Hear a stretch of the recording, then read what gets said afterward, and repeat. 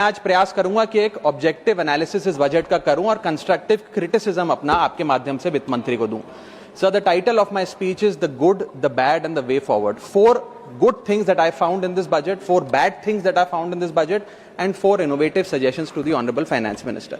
So the first good thing that I found in the budget is that there was an increase in the STT for derivative trading. Usually सरकार की निंदा हुई इस विषय को लेकर, मार्केट्स भी गिरी, लेकिन मेरा यह मानना है कि इस कदम से स्पेक्युलेटिव ट्रेडिंग यानी कि सट्टा ट्रेडिंग समाप्त होगी या कम होगी और रिटेल इन्वेस्टर जो 90% रिटेल इन्वेस्टर एफएनओ सेक्टर में नुकसान भुगतता है, फ्यूचर्स एंड ऑप्शंस के चलते जुआ खेलता है, उसमें आपको रिटेल इन्वेस्टर की प्रोटेक्शन का एक माध्यम बन सकता है। लेकिन मैं इसी के साथ साथ वित्त मंत्री जी को याद दिलाना चाहूंगा कि एसटीटी का जेनेसिस क्या है, एसटीटी का जन्म कब हुआ। एसटीटी हमारे senior colleague mister P Chidambaram जब फाइनेंस मिनिस्टर थे तो उन्होंने इंट्रोड्यूस किया and it was introduce to replace long term capital gain tax on equities. जब long term capital gain on equities 0 था तब एसटीटी को लाया गया कि वे एक सिंपल अपफ्रंट लेवी होगी ट्रेड्स पर regardless of profit and loss.